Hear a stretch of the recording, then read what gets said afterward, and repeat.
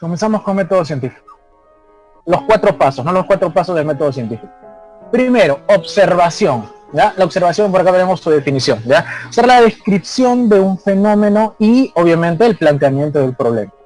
Para que haya un método científico donde los pasos cumplan todos los requisitos para que sean parte de estos pasos del método, tienen que haber criterios. Y esos criterios se los he puesto, además de la definición, está en una letra negrita, es la letra más gruesita, ¿no? Y ahí están los criterios, que es objetivo y necesita tener conocimientos previos.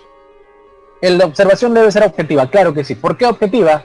Pues porque la observación no tiene que estar influenciada en ningún momento del punto de vista del observador. El observador no tiene nada que ver ahí su punto de vista. Una observación tiene que estar estandarizada, ¿verdad? O sea, si una persona va al campo o a un laboratorio donde tenga que hacer su proyecto, llega a tal lugar y ve algo, cuando venga otro observador tiene que ver lo mismo, necesariamente lo mismo. ¿Por qué? Porque entonces ambos tienen el punto de vista estandarizado, pueden ver lo mismo. ¿Qué pasaría si uno agrega su punto de vista a lo que ve? Pues, ¿cómo se le llama a esa observación? Se le llama observación viciada o subjetiva, ¿ya? Viciada o subjetiva. Entonces, ¿qué pasa? A ver, tenemos, por ejemplo, una persona que tiene miedo a las arañas, ¿ya? Un biólogo que tiene miedo a las arañas, hay un montón. Y lo mandan a hacer un trabajo de campo en su empresa y dice, ¿sabes qué? Me vas a estudiar cuán agresivas van a ser las arañas. Entonces él ya por plata, porque no hay chamba, se va al campo y pues, empieza a ver las arañitas. Obviamente encuentra la arañita y la ve ahí. Uy, arañita. Ya. Empieza a escribir dónde está ubicado, todos esos datos, tomando el tamaño, en qué árbol, qué. Pero el pata, como le tiene miedo a las arañas, la arañita se mueve, voltea y lo mira ahí fijamente. Y el pata, como tiene miedo, sale corriendo y escribe encima y al costado: la araña es agresiva, me atacó. Cosa que no está bien, cosa que no es un punto de vista estandarizado, sino que está siendo influenciado porque él le tiene miedo a la arañita, ¿ya? Entonces, la observación no tiene que ser influenciada por el punto de vista. Además, el otro criterio que está ahí es que debe existir conocimientos previos. Si no hay conocimientos previos, la observación puede estar mal. ¿Qué pasaría si la persona que está yendo a ver la arañita no sabe reconocer qué especie es y se equivoca con otra? Entonces los datos ha estado tomándolo mal, el resultado va a ser mal y todo se va a desencadenar en una serie de errores en todos los pasos del método. Entonces esos dos criterios son importantes para que la observación sea parte del método científico, ¿ya? Tiene que ser objetivo y tiene que haber conocimientos previos. ¿Objetivo qué significa? Que no influye el punto de vista del observador, ¿ya? Y conocimientos previos que tienes que saber, estudiar un poquito al menos, para que no vayas a la nada, ¿no? O sea, decir, por ejemplo, te puedes curar del coronavirus con agua, haciendo gárgaras de sal, ¿no? Qué estúpido es esto. Vamos, seguimos, muchachos. Ahí están los criterios, hipótesis, vamos con hipótesis. ¿Qué es la hipótesis? Una posible respuesta al problema, ¿ya? Es una posible respuesta al problema. ¿Qué tenemos? A ver, pueden escribir en privado si desean. ¿Va bien la velocidad? Le estoy metiendo mucho turbo, muy lento, no sé cómo opinan ustedes. Muy lento.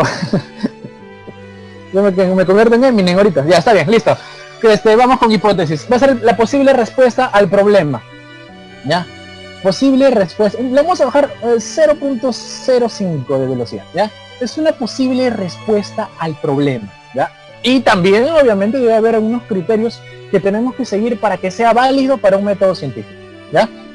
Entonces, tiene que ser, 1, falsable, y 2, que tiene que tener un carácter predictivo. Comenzamos con la característica que sea falsable. Una hipótesis tiene que ser falsable. Uno dice que es falsable cuando se puede someter a prueba. Cuando tú puedes utilizar algún mecanismo experimental, estadístico, matemático, logístico, físico, químico, para probar tu posible respuesta. Si puedes hacer algo para probarlo, es falsable. ¿Qué pasa con las teorías de, por ejemplo, que te dicen la teoría de Arrhenius, de Arrhenius con su panspermia, ¿no? Tienes tu planetita y llegó ahí el meteorito. Llega el meteorito y choca ahí. Entonces, Arrhenius plantea una, entre comillas, hipótesis. Dice, oye, Entonces, ¿la vida cómo se originó? Él dice, vino el meteorito, adentro había endosporas bacterianas, las bacterias llegaron, encontraron condiciones y empezaron a proliferar y creció la vida. Esa sería su hipótesis. ¿Es su posible respuesta al problema de cómo se originó la vida? Sí, es una posible respuesta, pero ¿es una hipótesis científica? No, porque tú no puedes hacer nada para hacer que esta hipótesis se pueda decir que es verdad o no. Entonces, o sea, ¿qué tendrías que hacer? Allá, primero, hacer que todo el planeta tenga las condiciones de la Tierra primitiva antes de la vida, ¿no? Desaparecer la capa de ozono, todo. Segundo, desaparecer a todos los seres vivos del planeta. Los eliminas a todos. Tercero, tienes que jalarte un meteorito del espacio y asegurarte que adentro haya bacterias. Jalarlos a la Tierra. Cuarto, hacerlo colisionar con la Tierra en un punto determinado. 5, esperar millones de años a ver cómo esas bacterias evolucionan. Obviamente, no se puede hacer eso. Como no se puede hacer eso, pues no es una hipótesis, o sea, no es una hipótesis científica para método. Es una hipótesis como definición, como tal, pero sí, como tal, pero no científica para un método específico. Claro, tiene que realizarse experimentación, o a veces incluso las investigaciones científicas son solamente observacionales, ¿no? Para ver qué ocurre sin necesidad de experimentar. Pero en el caso de acá, para que sí, se tiene que observar bien, tiene que contrastarse o tiene que experimentarse con él. Muy bien. Seguimos. Además, carácter predictivo tiene que decirte qué es lo que va a suceder más adelante. Ya tiene que decirte qué es lo que va a suceder un poquito más adelante. A ver, te pongo un ejemplo, ¿ya? Entonces, hay enfermedades como el mal del Parkinson, que es por falta de liberación de neurotransmisores, ¿no? Dopamina, por ejemplo. No se liberan los neurotransmisores, no pasan de una neurona a otra. Acá. Entonces, como no se liberan, ahí hay unos errores en cuanto a la codificación de información en el sistema nervioso. Entonces, una persona empieza a leer y dice que encuentra que, ¿qué es lo que pasa? En la neurona, leyendo, en una neurona se necesita una cierta cantidad de energía, y esa energía tiene que ser transformada y tiene que hacer que esos neurotransmisores se liberen. Entonces la persona se pone a pensar, dice, ya necesito energía para liberar los neurotransmisores. Ya sé, de repente si le meto energía mecánica, ¿no? Entonces, ¿qué va a pasar con la persona? Puede decir esto, mira. Entonces a las personas que tengan Parkinson, su cura va a ser que se chanquen 3 veces la cabeza contra la pared, ¿no? Bandido, le dice, bandido. 3 veces contra la pared se va a golpear la cabeza. Primero, su observación, ¿es válida? ¿Es objetiva? Sí, todo el mundo creo que puede ver a una persona con Parkinson. Conocimientos previos, claro, he leído un poco, ¿no? Quizá tiene un error por ahí en cuanto a la transformación de energía, cosas que suelen pasar, pero tiene algo de sentido. ¿Es falsable? ¿Se puede someter a experimentación? Sí. ¿Es de carácter predictivo? ¿Te dice qué es lo que va a pasar? O sea, él te ha dicho, si tú te golpeas 3 veces la cabeza contra la pared, te curas. Te está diciendo qué es lo que va a pasar, claro. Entonces, sí es posible que se pueda hacer en un estudio científico. Obviamente ya más o menos sabes cuál es la respuesta, ¿no? Pero me estoy refiriendo a que los criterios para decir que un paso del método científico es válido van más allá de que sea o no verdad. Sí, va más allá de que una persona diga o no es verdad. Por ejemplo, ¿no? A tu mamá te dice, está que te duele la barriga, mamá, me duele la barriga, le dices. Y tu mamá dice, ya, eso ha sido por estar con el celular todo el día, pues. Entonces, ahí no hay nada de contraste, ¿no? Entonces, como no hay conocimientos previos, no se puede comprobar, no tiene nada que ver eso, ¿ya, muchachos? Los criterios que te estoy dando son netamente científicos, ¿ya? Vamos con eso. Vamos, experimentación y resultados, así lo llama San Marcos. Va a ser someter a prueba la hipótesis, No, utilizamos los dos grupos, ya el grupo control, que va a ser para contrastar la información, y el grupo experimental, donde vamos a modificar la variable, ¿ya? El grupo control se parece muy bien a lo que está pasando realmente, y el grupo experimental va a ser el que se le somete a prueba, ¿no? Tienes en la enfermedad, ahora la peste, pues tienes un montón de curas. Tengo este fármaco, tengo fármaco 1, fármaco 2, fármaco 3. Pero quiero ver si la persona, cuánto se va a curar. Entonces agarro primero a todas las personas. Primero tienen que tener las mismas características, ¿no? Si agarro para uno de ellos va a ser hombre, todos tienen que ser hombres. Si agarro grupos que sean mezcladitos hombre-mujer, todos tienen que ser mezcladitos hombre-mujer. Tienen que tener la misma edad, tienen que tener la misma alimentación, eso va constante. Pero a un grupo sí le voy a aplicar los medicamentos y a otro grupo no. ¿Para qué necesito eso? Pues para ver si es que todos se curan o no. Si es que los que les someto el tratamiento sí se curan y el otro no, pues entonces sí es el medicamento. Pero si todos se curan, pues entonces no es el medicamento. Y así tienes que jugar para comparar. El grupo control es necesario para eso, ¿ya? El factor variable se le aplica al grupo experimental, ¿ya? El factor variable se le aplica al grupo experimental. Seguimos. Conclusiones y teorías, ¿ya? Entonces acá, ¿qué de las conclusiones de las teorías? Validar la hipótesis. Tenemos que ver si en la hipótesis que hemos dado al inicio tiene fundamento. Si es que realmente está pasando lo que yo estoy previendo de que va a suceder, ¿ya? Entonces, hay dos posibles casos, ¿no? Primer caso, que se acepte la hipótesis. Si se acepta la hipótesis, ¿qué va a suceder, muchachos? Si la hipótesis, o sea, yo hago mi experimento, someto a prueba mi hipótesis en la experimentación y después todo me dice que es correcto, ¿qué va a pasar? Se empiezan a formular las teorías. Si te explica qué es lo que está pasando, llamamos teoría. Y si solamente te describe qué es lo que pasa, se le llama ley, ¿ya? Una teoría te explica, te da modelos químicos, físicos, matemáticos, fórmulas, todo eso, pero te explica una teoría. Mientras que la ley solamente describe causa-consecuencia de lo que va a pasar, ¿ya? Pero eso es en el caso de que la hipótesis se acepte.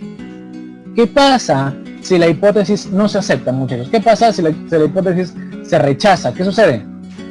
Por acá, viene por acá la flechita, a reformular las hipótesis. Algo de lo que has hecho en la hipótesis, tu posible respuesta ha fallado. Entonces, date otras posibles respuestas. Y vuelve a empezar con la experimentación y sigue, ¿ya? No te olvides que en el caso del método científico, el método científico tiene un orden, el orden es específico, y la rama de la matemática que siempre va a utilizar es la estadística. Full estadística es esto, ya full estadística, muchachos.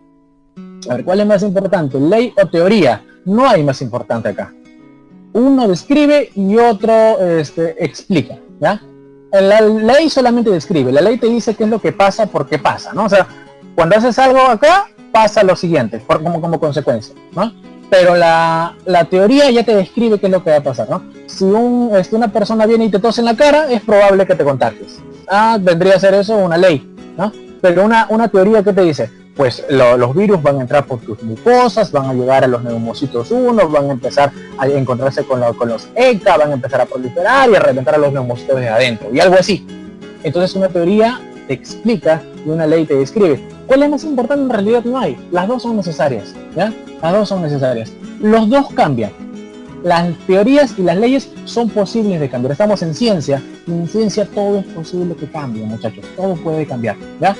Puntos de vista, objetivos, nuevos descubrimientos, nuevas tecnologías, todo te puede dar siempre un nuevo punto de vista. La ley de la gravedad, nadie podía desafiar a la ley de gravedad de Newton. Vino Einstein y se la comió. Le explicó de otro modo, pero se la comió. Le hizo todo lo que sea a la ley de la gravedad, ¿no?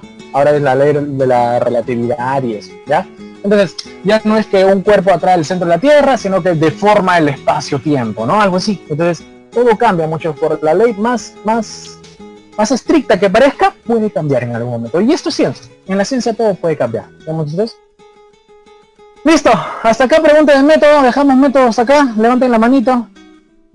Levanten la manito. No sé, ¿quieren hacer algo? Método es muy importante, muchachos. Están volando. Se murieron. Dale, hijo, te escucho. Radio Capital, tu opinión importa. Habla, Magno. Profe. Sí, te escucho. Profe, buenas, más bien le quería preguntar, en buena parte del método científico, si es que van a haber clases de anatomía. Claro, en el temario estaba, en la última semana, fue la anatomía. De profesor, gracias. Listo, seguimos. Vamos. Acá la sumilla, ¿no? El método científico intenta generar conocimiento ordenado, que es justamente lo que es ciencia. Ciencia es conocimiento ordenado, muchachos, ¿ya? ¿Para qué es el método científico? Para saber, para conocer, para descubrir cosas. Listo, vamos. Características de los seres vivos, ¿ya? Vamos con las 8 características de los seres vivos. Acá están. Movimiento, irritabilidad, crecimiento, adaptación, reproducción, metabolismo, homeostasis y organización compleja. ¿Sí? Sí les van a mandar las diapositivas. Ya, a ver, entonces, ser vivo es fácil. La que es este tema es bien facilito. Pero hay un problemita con las preguntas de ECO, y es lo que está maleando un poquito en lo que he visto, las preguntas que te he mandado, y algunos me han preguntado qué es lo que está pasando, y se han equivocado. Entonces, pasa que un ser vivo, y entiende bien esto por favor, un ser vivo cuando hace cualquier cosita, habla, respira, se mueve, cualquier cosita, cumple un montón de las características de los seres vivos. 3, 4, 5, 6, por ahí. Van a estar ahí, las características están muy relacionadas entre ellas. Pero, ¿cuál es el criterio para hacer las preguntas sobre este tema? Pues que sepas cuál es la que más resalta. O sea, acá tienes que ver RB, razonamiento verbal a full. Tienes que entender la idea principal, el objetivo del texto dado. Eso de ahí tienes que entender. Tú le sacas su idea principal y a partir de eso recién la enlazas a la característica a la que se refiere. Acuérdate que muchas se van a mostrar en cualquier acto, muchas de ellas, pero tienes que entender cuál es la que más resalta en ese momento, a qué se está refiriendo el texto y luego enlazarla con una característica. Estas son las 8 que considera San Marcos, muchachos. Movimiento, irritabilidad y coordinación juntos, crecimiento, adaptación, reproducción, metabolismo, homeostasis y organización compleja. Lo que es evolución, si te han enseñado evolución San Marcos lo mete en adaptación, ¿ya? Adaptación biológica y adaptación evolutiva, lo puede cambiar. Entonces, seguimos. Comenzamos con movimiento, terminamos ser vivo, luego arrancamos con química, hacemos virus y células. Ya llegamos hasta ahí, vamos que en orden, muchachos. Movimiento. Todos los seres vivos tienen esta característica, movimiento. ¿Ya? A ver, comenzamos con movimiento. Comprende todos los movimientos, pero hay de 3 tipos. Todos los movimientos te pueden generar 3 tipos, ¿ya? Primero, el movimiento que te genera desplazamiento. Tú corriendo, por ejemplo, ¿no? Te puede generar desplazamiento. ¿Qué está pasando? Dentro de tu cuerpo, fibras musculares, tendones, ligamentos se están moviendo para que tú puedas desplazarte. Ese movimiento también está incluido acá. ¿Qué más? Movimientos dentro de un organismo. Tu glóbulo blanco, que se da toda una vuelta por todo tu cuerpo, chequeando que todo esté bien dentro de un organismo. Y movimientos dentro de una célula. El ejemplo que tenemos acá, ciclosis, ¿no? Entonces, ¿qué pasa con la ciclosis? Las plantas se mueven muchísimo más que los seres vivos. Mira, esta de acá es una plantita, y mira qué va a pasar con sus organelas. Mira con sus organelas qué es lo que sucede. Tenemos esas bolitas verdes que están ahí, son los cloroplastos. Y empiezan a girar alrededor del núcleo. Pues eso, ¿por qué ocurre? En ellas el movimiento dentro de un organismo es más limitado, ¿no? Porque tienen pared celular. O sea, una célula de la raíz no se puede ir corriendo a la hoja, eso no puede hacer en la planta. En cambio, tu glóbulo rojo puede estar en tu pie y luego puede llegar a tu cabeza, no pasa nada. Entonces, ¿qué tiene que haber en ellas? Más movimiento dentro de la propia célula. Tiene que moverse bastante. Y vemos cómo se mueve. Tiene un menos citoesqueleto, un poquito menos, porque ya tiene algo que le dé la forma que es la pared. Sí tiene, pero un poquito menos. Y todas las organelas están siempre moviéndose alrededor del núcleo. ¿Cómo se le llama a todo el movimiento de las organelas alrededor del núcleo? Ciclosis. Ciclosis, ¿ya? ¿Y este de acá? Atrapamoscas. ¿La vemos atrapamoscas? Vemos acá un movimiento, ¿no? Un movimiento que realiza la plantita, esta plantita carnívora, que cuando la tocan, esta plantita al toque se mueve. Entonces acá que resaltamos el movimiento, ¿sí? Y acá necesito que tengas bastante cuidado. No vayas a confundir esto de acá, que estás viendo cómo se mueve esa plantita, con la tigmonastia. ¿Sí? La tigmonastia entraría en irritabilidad. Vamos a ver por qué, ¿ya? A pesar de ser exactamente lo mismo, ¿eh? Vamos a ver. Vamos a ir con más características, ¿ya? Irritabilidad. Seguimos con irritabilidad. Es la capacidad de un organismo a responder ante estímulos. Lo pones completo, ¿no? Irritabilidad y coordinación. En el caso humano, ¿quién se encarga de la irritabilidad? Sistema nervioso. Y coordinación, sistema endocrino. Nervioso y endocrino se encargan de irritabilidad y coordinación. Irritabilidad, captar estímulos, los detectan a través de los órganos de los sentidos, y la coordinación a través de la liberación de hormonas que activan funciones en tus órganos, ¿ya? Entonces, tenemos que ser capaces de detectar estímulos. Entonces, muchachos, acá necesito que estés atentos. ¿Qué pasaría si acá encuentras a la plantita que viste hace rato, que es la que come la mosquita? También podría ser irritabilidad, claro. El ejemplo puede ser el mismo, pero como te digo, tienes que darle forma a la pregunta. Entonces, ¿qué pasaría si yo te digo, por tu urgencia de las células, una planta empieza a cerrarse? Eso sería movimiento. Pero si yo te digo, si viene una mosca y se posa sobre la hoja y la planta se cierra, ahora lo pones como irritabilidad. ¿Por qué? Por la presencia del estímulo. Si te resaltan más el estímulo, queda como irritabilidad. Si no, queda como movimiento. No sé si me deja entender eso, ¿sí? O sea, cuando te hacen énfasis en lo que es el estímulo, te dicen, esto pasa por esto, dicen un montón de cosas que pasan, pero dicen, pasa por esto, a causa de esto, porque si esto, este estímulo que está llegando, no estuviera, no pasaría esto, entonces queda como irritabilidad. Si solamente te describen cómo se mueve, queda como movimiento. Es cuestión de razonamiento verbal, muchachos. Como les dije, ¿no? La plantita. Tienes la plantita ahí. Si te dicen, la plantita genera movimiento dentro de las células, cantidad de turgencia, el potasio se encarga de salir, sacar el agua, las células se hinchan y la célula se cierra. ¿Con qué característica estaría relacionada lo antes descrito? Pues con movimiento. Pero si te dijeran, a una planta carnívora llega una mosquita, la toca y la plantita debido a esto se cierra, irritabilidad, a pesar de ser exactamente lo mismo. ¿Sí? Ahí necesito que estés atento a eso, ¿verdad? A esas cositas, ahí afinar tu razonamiento verbal. Entonces, todo lo que tenga que ver con estímulos siempre va a estar del lado de irritabilidad y coordinación, ¿ya? Ya tenemos ahí pues la manito, ¿no? ¿Qué más? Sacas, se procesa en la médula espinal y se emite una respuesta. Hay un estímulo, en este caso un receptor a nivel del tacto, la información se procesa a través de una neurona asociativa en la médula espinal y se emite la respuesta a través de una neurona efectora o motora. ¿Listo? Ahí está.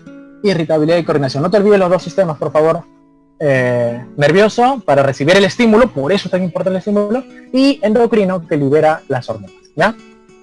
En el caso de, no te olvides, acá están los ejemplos, ¿no? Tigmonastia. ¿Por qué tigmonastia entra acá y no entra en el anterior? Porque tigmo significa tacto, entonces te hablan del estímulo, queda como irritabilidad.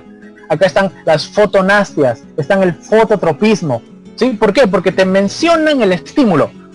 Foto, luz, tierra, geo, hidro, lo que sea. Entonces, si te hacen un montón de respuestas, un montón de énfasis en lo que es el estímulo, queda como irritabilidad, ¿ya?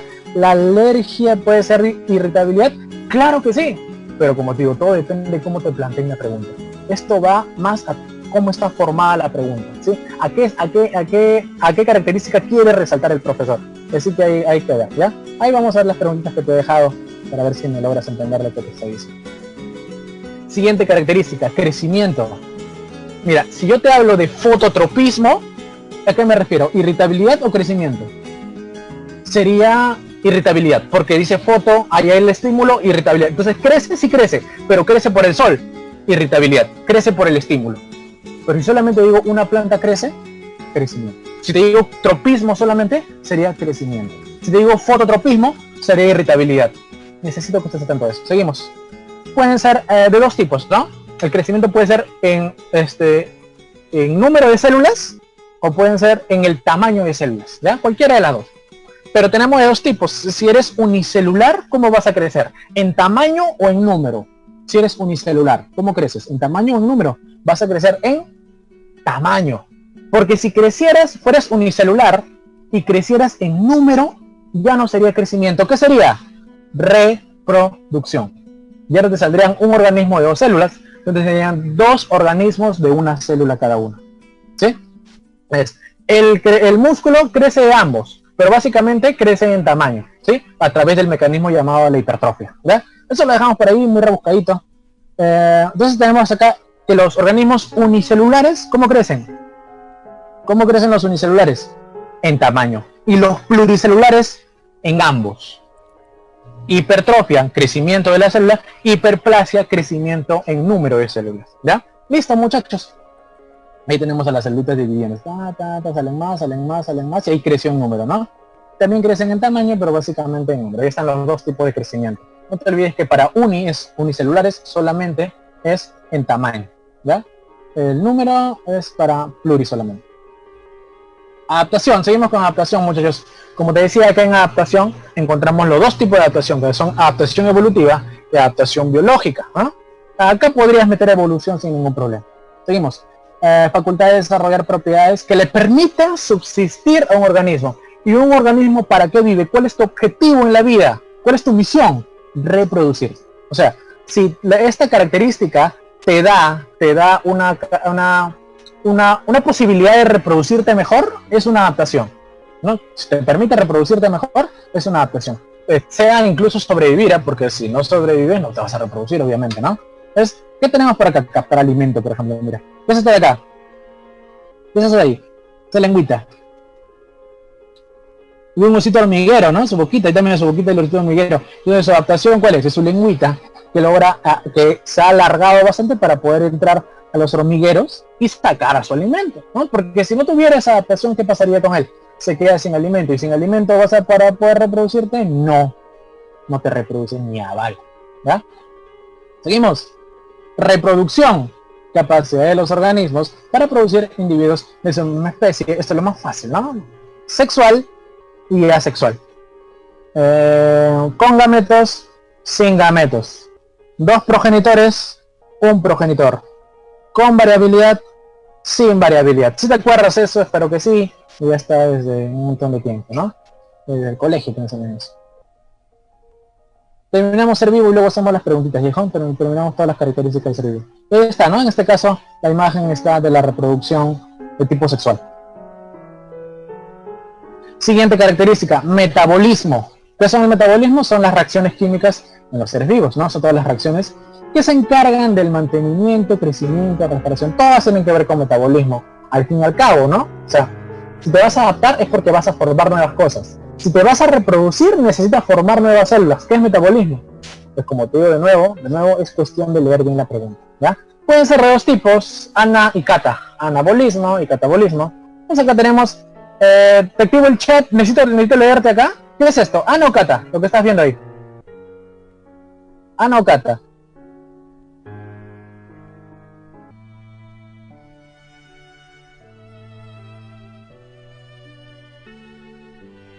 Muy bien, Cata. ¿Y qué representa lo azul? ¿Qué representa lo azul? Muy bien, Pedro. Representa una enzima. Correcto, una enzima. Ahí cuando está llegando, se le llama el sustrato. Y cuando se liberan, ya son los productos. ¿Con qué esquema se representa esto? ¿Con qué esquema se representa esto? ¿Cómo se le llamaba? El esquema, el modelo, ¿qué? Muy bien, llave, cerradura, correcto. Ya están, ya. Llave, cerradura, muy bien, muy bien. Listo.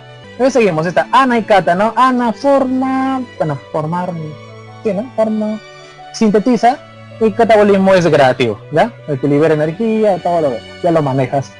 Sí, claro. Vamos a homeostasis. Permite la autorregulación del medio interno, ¿no? O sea, como te digo, la homeostasis es para regularte, pero tiene mucho que ver también un estímulo externo. Así que acá hay que tener bastante cuidado con homeostasis e irritabilidad, porque son las más parecidas, ¿ya? Mira, acá tenemos acá una persona, qué calor, ¿qué pasa? Sus células lo detectan. ¿Y ahora qué pasa con las células? Le manda información al sistema nervioso, él empieza a generar reacciones químicas adentro y hacen la sudoración, ¿ya? ¿Cómo vas a diferenciar entre irritabilidad y homeostasis? ¿Cómo vas a diferenciarlo? Pues tienes que ver si se enfoca más en el equilibrio y se enfoca más de que la reacción va a lograr de que la persona, luego de que reaccione, esté bien, es homeostasis. Luego de toda la reacción, la persona se encuentra en mejores condiciones, queda como homeostasis, ¿no? Porque mire, eso también puede ser irritabilidad. Una persona suda, una persona debido a la alta temperatura empieza a activar ciertas glándulas que liberan agua. ¿Qué sería? Irritabilidad.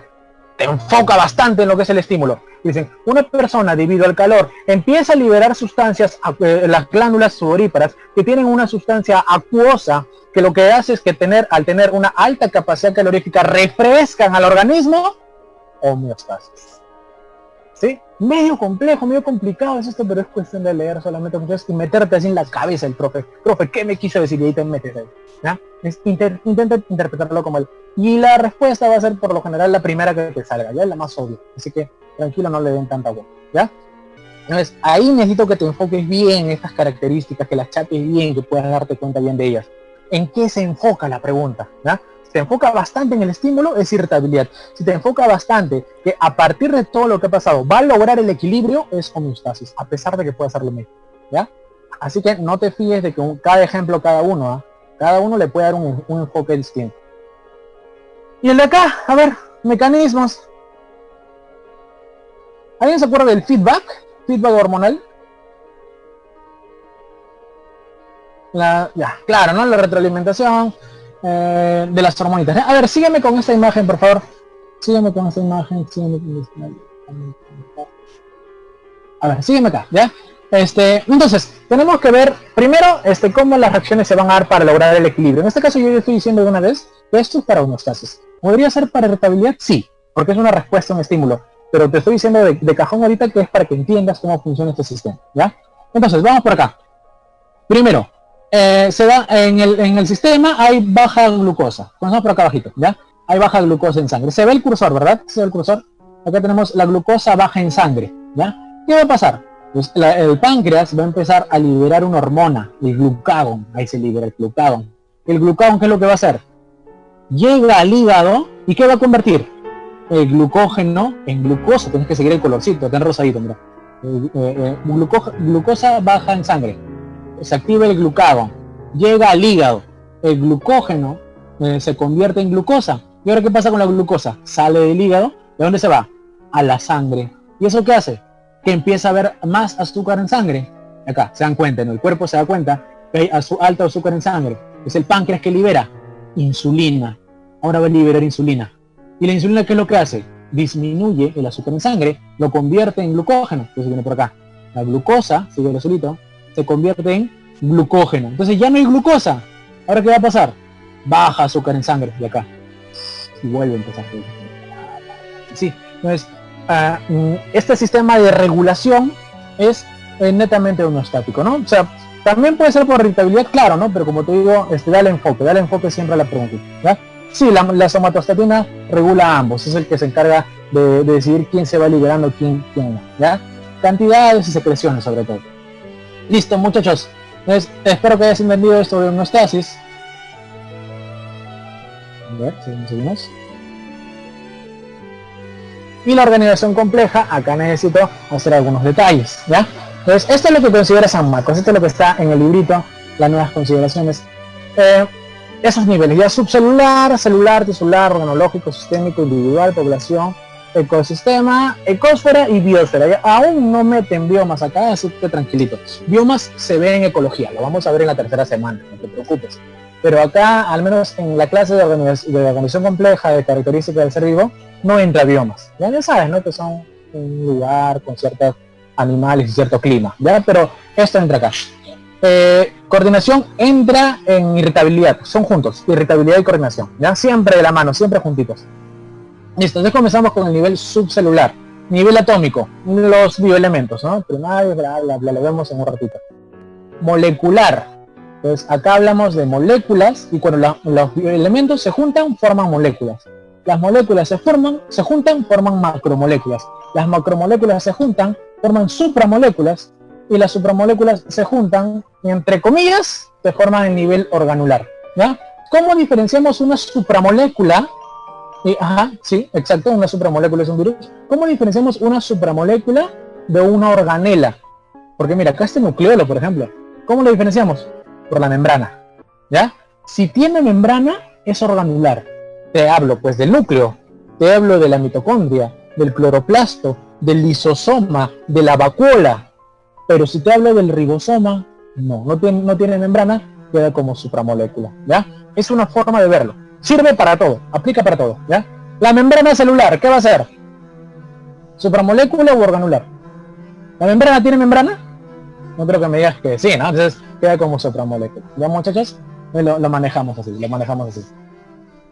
Y esto de acá está mal llamado biomoléculas, ¿no? Vamos a hablar eso de la jerarquía, ya de los principios inmediatos y el nombre real que se debe utilizar. Listo, luego los virus, como no tienen membrana, se les llaman, son supramoléculas, ¿ya? Ahorita vamos a ver lo que es naturaleza, muchachos. En lo que es naturaleza vas a entender cómo llamar a algo macromolécula y cómo llamarlo supramolécula también, diferenciarlos entre ellas, y moléculas también, ¿ya?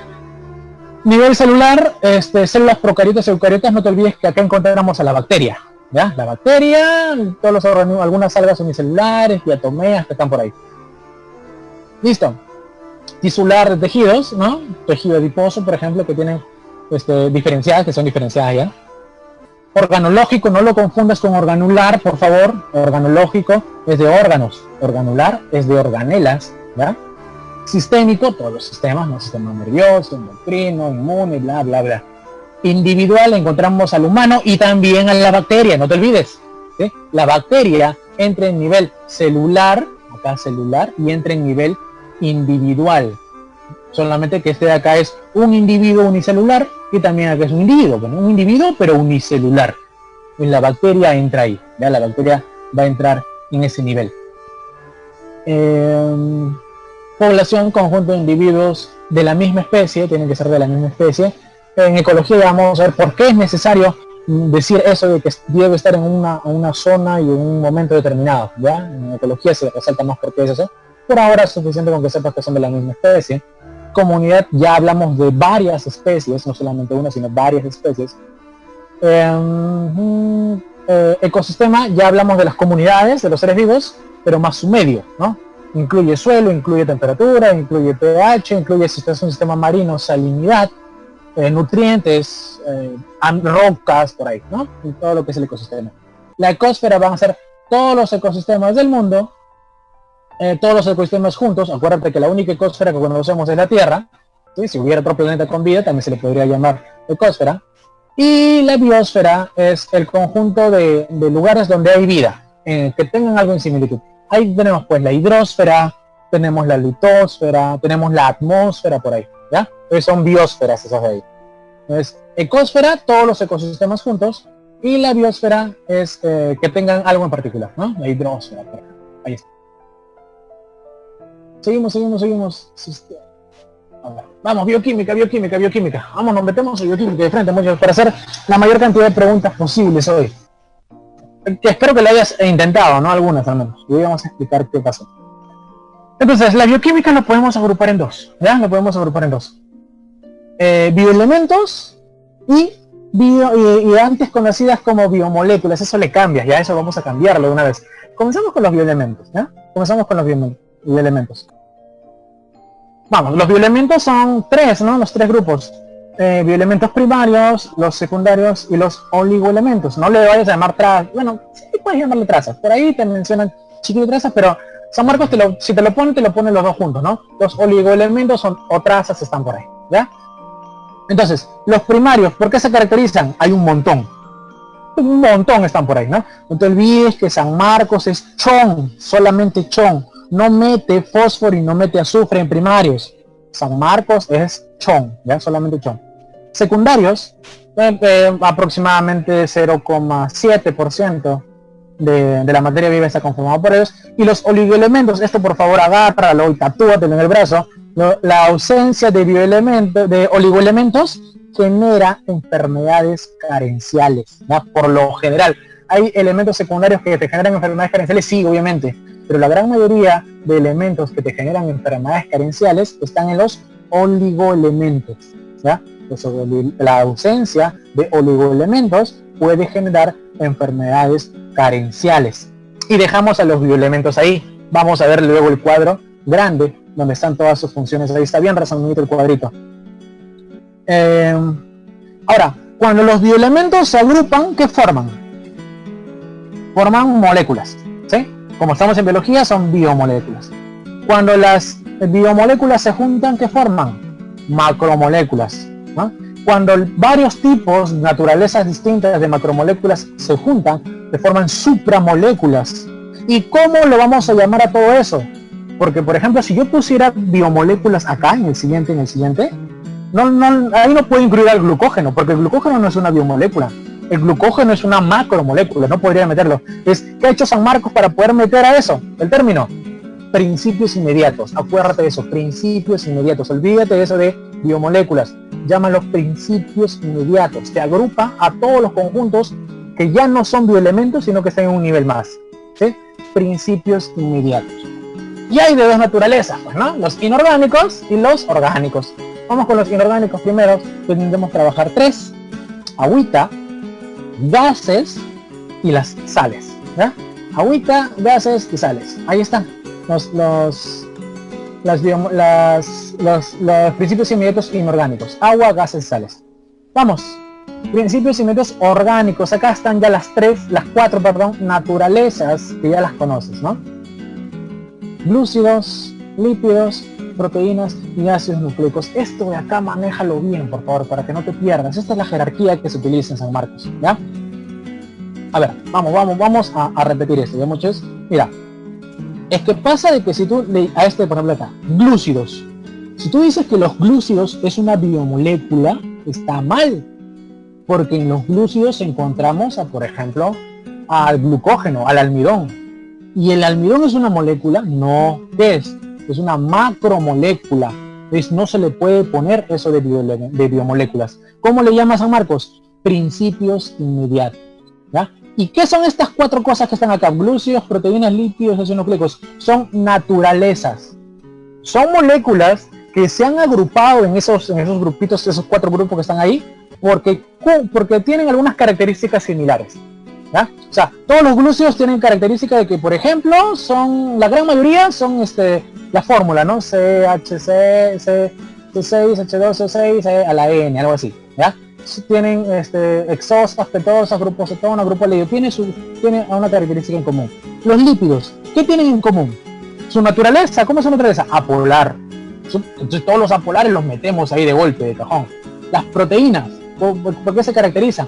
Porque tienen aminoácidos, pues, ¿no? Tienen un grupo amino y tienen un grupo carboxilo, un ácido. Entonces ácido básico, ¿cómo se llama? Anfótero, ¿no? Ahí entonces metemos a las proteínas ahí. Y los ácidos nucleicos porque son ácidos, sumamente ácidos, ¿no? ADN y R. Entonces esto de acá son naturalezas, son características de grupos de moléculas. No lo puedes llamar una biomolécula el ácido nucleico, porque biomolécula, ¿cuál es? El nucleótido. Pero el ADN es una biomolécula, no. ¿Eso qué es? Macromolécula. ¿Sí? Por ejemplo, tienes un ácido graso. ¿Un ácido graso es una biomolécula? Ya, métele un fosfolípido, que es un poquito más complejo, un colesterol. Entonces, ¿esto es una biomolécula? No, pues eso ya se vuelve algo más grande, es una macromolécula, pero como tiene la naturaleza lipídica, le llama lípido. Igual con los glúcidos, ¿ya? Ahora, entonces, esto de acá, cuando es chiquitito, a ver, escucha. Mira, cuando es chiquitito, cuando es el monómero, estoy seguro que ya has escuchado la palabra monómero, lo vas a llamar, ahora sí, biomolécula.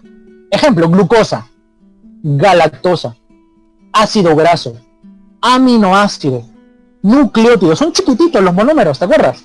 A eso lo vas a llamar biomolécula. Entonces, si yo agarro, vamos con los glúcidos, si yo agarro pura glucosa, agarro glucosa, un montón de glucosas, ¿ahí qué voy a formar? Ya lo convierto en macromolécula. ¿Pero por qué se va a llamar macromolécula? Porque sigue siendo una sola naturaleza. Como todas son glucosas, sigue siendo la naturaleza de los glúcidos. Un glúcido grande, enorme, queda como una macromolécula. ¿Una proteína qué es? ¿Una proteína qué es, muchachos? ¿Es una biomolécula o macromolécula? Esto de acá es una macromolécula, porque es un conjunto de aminoácidos, es una molécula grande que tiene sus monómeros características en común. ¿Qué tienen eso? Los lípidos igual, los ácidos nucleicos también, el ADN y RN, son grandes, son enormes. Entonces, son naturalezas. Esas son las macromoléculas. Cuando son chiquitos, biomoléculas. Una naturaleza, biomoléculas. Cuando son grandes y todavía de una naturaleza, la vas a llamar macromoléculas. Pero si agarras dos o más naturalezas, lo llamas supramolécula. Pasa con el virus. ¿Virus cuál era su característica básica? Es cápside y genoma, ¿no? La cápside hecha de proteínas, y el genoma hecho de ácidos nucleicos. O sea, ya tiene dos naturalezas, supramolécula. ¿Sí? Las glucoproteínas, ¿de qué están hechas las glucoproteínas? De glúcidos y proteínas, supramolécula. La membrana celular está hecha de fosfolípidos y de proteínas, supramolécula. El ribosoma, ¿de qué está hecho? de ARN ribosomal y proteínas, ARN ribosomal y proteínas, supramolécula, y así lo arma. Ahora, si le pones membrana, se convierte en organelo. Espero que esto haya quedado claro. Siempre hay dudas sobre esto, muchachos. Esto de las naturalezas necesito que lo manejes bien para que no te desordenes, ¿ya? Puedes levantar la manito si tienes alguna duda para ya pasar a la siguiente diapo. ¿Ves? Esto de acá sí no son naturalezas, estos son ejemplos, ¿no? ¿Ya? Pero esto de acá que están, estos cuadrados de acá, estos 4, son naturalezas, ¿ya, muchachos? Naturalezas de las moléculas orgánicas. Pues los bioelementos se juntan, forman biomoléculas. Las biomoléculas pueden tener varios tipos de naturalezas, pueden ser orgánicos o inorgánicos. Pero ¿qué pasa cuando las biomoléculas se juntan en una misma naturaleza? Se forma una macromolécula y sigue siendo la naturaleza glúcidos, pero ya es una macromolécula. Y cuando agarra dos naturalezas se le va a llamar supramolécula, ¿no? Supramolécula. A ver. Ya, seguimos. Vamos, muchachos, y este es el gran cuadro de resumen de todos los elementos, ¿ya? Esto, por favor, maneja lo que es lo que tienes que tener así fresco, ¿ya? Fresco las principales funciones de cada uno de ellos, ¿ya? Carbono, esqueleto de moléculas orgánicas, ¿no? Las moléculas orgánicas necesitan carbono, tiene que haber un montón de carbono en ellas, un esqueleto básico. ¿Y por qué carbono? El carbono tiene tetravalencia y tiene una gran simetría. Todos los posibles enlaces del carbono están a la misma distancia. Si todos están en distinta dirección, pero tienen la misma intensidad, o sea, la misma distancia, o sea, la misma fuerza, pues se anula la fuerza. Si se anula, resultante cero. ¿Te acuerdas física? Resultante cero. Y si la resultante es cero, ¿qué pasa? La molécula es estable, pues no la jala. Entonces, por eso el carbono es una molécula que es posible de que pueda ser un buen esqueleto para moléculas grandes, como son las moléculas orgánicas. Hidrógeno, donador de electrones. No olvides, siempre el hidrógeno dona, suelta sus electrones. El oxígeno, ¿qué hace? Se los lleva. Ahora, como nos explicaba los chicos de verano, oxígeno, ¿cuántos electrones tiene? ¿Cuál es su número atómico? 8, ¿no? 8.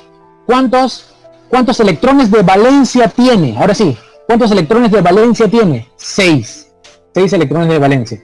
¿Cuántos le falta para completar el octeto? 2. Y si le faltan 2, entonces ¿qué pasa? ¿De dónde va a sacar esos 2? ¿De dónde se los lleva? Del hidrógeno. El hidrógeno le da, pero ¿no ves que es el donador? Se los da. Entonces, ¿cuántos necesita? 2. Ahí entonces agarra un hidrógeno y otro hidrógeno. ¿En qué se convierte? En agua. Queda como agüita, ¿ya? Entonces, eso hay, por eso la gran mayoría de reacciones, acuérdate, que liberan agua, ¿no? Las enlaces de condensación liberan agua, al final de la respiración celular tienes un montón de agua, ¿sí? Agua por todos lados. ¿Por qué? Porque el oxígeno chapa eso, el hidrógeno se lleva los hidrógenos siempre, el oxígeno se lleva los hidrógenos. O sea, el oxígeno, ¿qué es lo que está haciendo? A la otra molécula le está quitando sus hidrógenos. ¿Qué es lo que hace? Oxida, pues, ¿no? El oxígeno hace eso, oxida, ¿ya? Listo, seguimos. Y nitrógeno en bases nitrogenadas, ¿no? Ya está, listo. Secundarios. Fósforo, ATP y fosfolípidos. Ahí está, moneda energética, no te olvides. Azufre lo encontramos en la metionina, que es un aminoácido. También lo encontramos en cisteína. El libro solamente menciona metionina, lo dejamos ahí. Para formar los enlaces disulfuro, ¿no? Acuérdate que la proteína tiene que estar doblada. La proteína solamente doblada funciona bien. Si no está bien doblada, la proteína pierde su sitio activo, ¿ya? ¿Qué más? Calcio, contracción muscular, coagulación, presión sanguínea, eso tenemos ahí, ¿ya? Contracción para que se liberen las fibras de actina y miosina, coagulación como un factor que necesita junto a la vitamina K para que se conviertan las reacciones de las moléculas liberadas por las plaquetas. Magnesio, clorofila, no te olvides, clorofila y activador enzimático, ¿ya? Potasio, cierre de estomas, ¿ya? El potasio se encarga del cierre de estomas. Y es abundante a nivel intracelular, es el catión intracelular más abundante, ¿no? Es lo que más hay dentro de tu célula. Sodio, encargado del impulso nervioso, ¿no? Junto con el potasio, ¿no? Bomba de sodio y potasio. Pero es el catión extracelular más abundante, hay un montón de sodio afuera. Listo. Acá me preguntan, disculpe, el calcio también lleva el impulso nervioso, se encarga más de la sinapsis, o sea, sin calcio no se podrían liberar las vesiculitas, pero el sodio y el potasio se encargan de que avance por todo el axón, ¿ya? Una vez que termina por todo el axón y llega al telodendrón, a las dendritas terminales, ahí se van a liberar, y para eso necesito el calcio, ¿ya? Pero te estoy poniendo los que más vienen, ¿ya? Seguimos, cloro, balance hídrico, no te olvides, porque forma las sales, junto con los iones positivos. El cloro es negativo para el balance hídrico. Hierro, hemoglobina, no te olvides. Manganeso, activador de enzimas. Yodo para las hormonas tiroideas, T3, T4 para tiroxina, la glándula de tiroides. El cobre lo encontramos en la plastocianina de la fotosíntesis, que es parte de la cadena transportadora de electrones. El cobalto en la cobalamina, vitamina B12 para la formación de sangre. Su ausencia, ¿qué enfermedad te causaba? ¿Anemia qué? Te leo. ¿Anemia qué? ¿Anemia qué? Te leo. Perniciosa, ferropénica, megaloblástico, falciforme. ¿Cómo lo llama San Marcos? Perniciosa, muy bien, perniciosa, ¿ya? San Marcos lo llama perniciosa. Ferropénica es cuando falta hierro, ¿ya? Cuando falta cobalto, perniciosa, llámalo así, por favor, llámalo así, mételo bien en la cabeza. La tablita que tiene San Marcos dice perniciosa. Zinc es importante para el metabolismo se ve reducido si no hay zinc. Flúor en el esmalte dental, no lo confundas con molibdeno, que previene el deterioro del esmalte dental. El flúor es componente del esmalte dental y el molibdeno evita el deterioro del esmalte dental. El selenio, importante para el sistema inmune, activa el sistema inmune. El cromo incrementa el efecto de la insulina en la sangre, ¿ya? Listo, muchachos. Seguimos. Ahorita vamos con las tres que son, ahí está, repito el título, principios inmediatos inorgánicos. Ahorita es características del agua. A ver, vamos a ver por acá. Propiedades primero. Tensión superficial, que era los puentes de hidrógeno se alinean en la parte superficial. Capilaridad, con sus dos componentes, que son cohesión y adhesión. ¿Qué era la cohesión? A ver, vamos a ver por acá. Cohesión es cuando la molécula se une a otra molécula de agua. La molécula de agua se une al agua, ¿no? Formando puentes de hidrógeno, como está en la primera imagen acá. Esto de acá, este puente de hidrógeno, ahí. Este puente de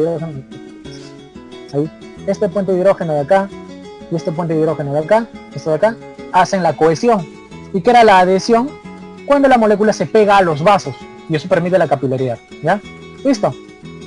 Calor específico necesita un montón de calor para elevar su temperatura, gasta un montón de calorías para poder elevar su temperatura en 1 grado, y la constante dieléctrica, pues porque es bipolar, ¿ya? Los hidrógenos positivos y el oxígeno doblemente negativo por los electrones que la rodean. Listo. Y las funciones, separamos las propiedades de las funciones. Termorregulador, claro, por su propiedad del calor específico. Termoaislante también por su propiedad del calor específico. Amortiguador, evita que algunas partes blandas se golpeen. Y para reacciones de hidrólisis, gracias a que tú adicionas agua, esa molécula puede romper con agua, ¿no? Hidrólisis, ¿ya?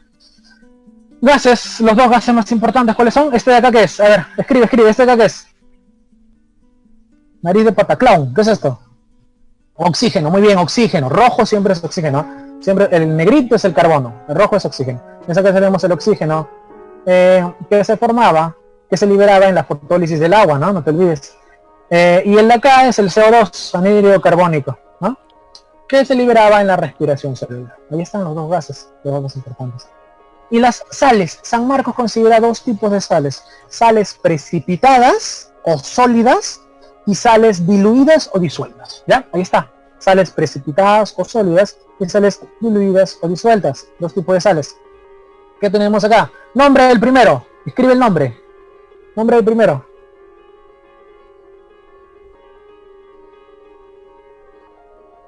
Muy bien, carbonato de calcio. Nombre del segundo.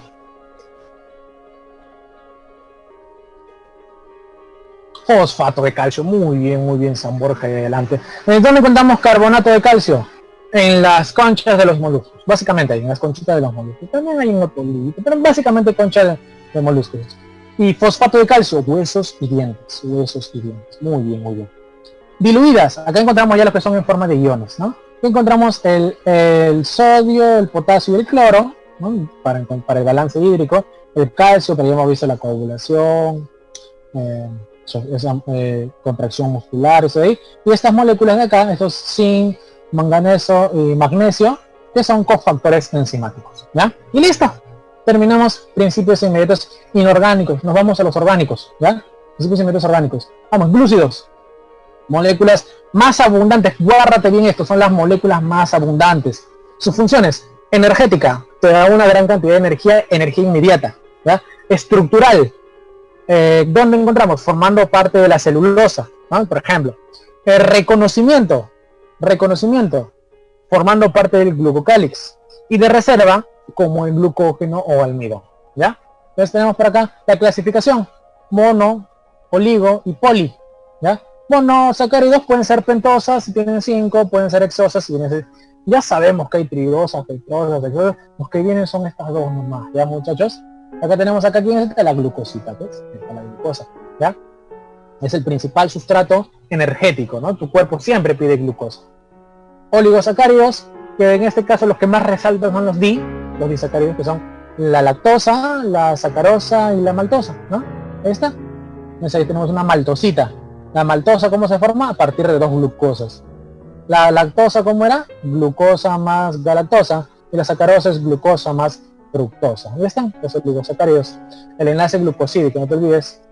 Y los polisacáridos tenemos al almidón, al glucógeno, la celulosa y la quitina, ¿ya? Acá tenemos el almidón, ¿no? En sus dos ramificaciones. El que está así en espiral, solamente más lineal, es la amilosa, y el que parece forma de T, el de acá, se le llama amilopectina, ¿ya? Acá le pones amilosa, derechito, y el de acá amilopectina, ¿ya? En la celulosa hay enlace beta, siempre, uno seguido, ¿ya? Listo. Núcleo tiene membrana, hija, entonces si tiene membrana es organela, ¿ya? Listo. Lípidos, seguimos con lípidos. Son heterogéneas. ¿Por qué heterogéneas? Porque no tienen monómero. Hidrófobas porque son apolares. Función de reserva: aceites o grasas o sebo, muy bien. Aislantes, ¿no? Aislantes térmicos o aislantes eléctricos, ¿no? Para la grasita del osito, para que te proteja, y la vaina de mielina, para que le dé un electroaislante y el impulso nervioso sea mucho más rápido. Protección a nivel de los órganos, los riñones, hay un montón de grasita alrededor para evitar que se amaqueen mucho. Y estructural, formando parte de los fosfolípidos, por ejemplo, ¿no? De la membrana celular. La clasificación San Marcos es esto: simples. Tenemos acá los acilglicéridos, los triglicéridos y las ceras, ¿sí? ¿Qué cera es esta? ¿Cómo se llama esta cera de acá que está sobre la hoja? ¿Cómo se llama la cera que está sobre la hoja? Cutina, muy bien. Función: impermeabilizar, ¿no? Para que no pierda agua. Muy bien. Los complejos tenemos a los fosfolípidos y glucolípidos, ¿sí? Acá están los fosfolípidos, un montón de fosfolípidos. Y los esteroides son aquellos derivados del colesterol. En esteroides necesito hacer un poquito de énfasis, muchachos, por favor, que lo vas a volver a ver en anatomía. Derivados más importantes del colesterol: sales biliares, hormonas sexuales y vitamina D. Vamos, sales biliares, hormonas sexuales y vitamina D. Sales biliares para emulsificar grasas, hormonas sexuales para las características, que son las testosteronas, estrógenos y progesterona, y la vitamina D para la absorción de calcio, ¿ya? Y eso queda así, derivados del colesterol. Ahí están todos los lípidos. Simples, los chiquitos, los que son puro ácido graso. Los complejos son los que ya tienen algo más: fosfato, glucolípidos, esfingolípidos, están por ahí. Y los esteroides, los que derivan del colesterol. Los terpenos del cosanoide no vienen, nunca han venido, no está en el libro tampoco. Los terpenos le dan olor, ¿no? Olorcito, y los eicosanoides podemos encontrar las prostaglandinas, sí, pero no. Bioquímica para San Marcos es facilito, hasta ahí nomás viene, ¿ya? Esa es la clasificación para San Marquitos. Seguimos ahí. Estos tres, por favor, sí, manéjenlo bien, ¿ya? Proteínas. ¿Cuál es su característica? Tienen un montón de diversidad de funciones, infinitas funciones, constituidas por chon, y algunas tienen fósforo y azufre, ¿no? Como la metionina, que te dije que forma enlaces puente disulfuro. Metionina y cisteína, ¿ya? Vamos a ver qué hay por acá. Las funciones: hormona, reserva, estructural, defensa, transporte y enzimas. Proteínas en forma de hormonas: la insulina y la hormona del crecimiento, ¿no? La somatotropina. Reserva: ovoalbúmina en el huevo y la caseína en la leche. Estructurales: queratina en el cabello y el colágeno en la piel. Defensa: anticuerpos e interferones contra los virus. transporte de hemoglobina y hemocionina, y enzimas son las que catalizan y por lo general terminan en asa, ¿no? Y acá está, de nuevo, llave sustrato, ¿no? Llave cerradura, complejo enzima sustrato, y está. Y ácidos nucleicos, ya, acá acercamos un poquito, acá está, ya. Grupo fosfato, azúcar pentosa de 3 carbonos, es el inglés, ¿no? Y acá una base nitrogenada de adenina. Este es un nucleótido. ¿Esto qué es? Una biomolécula.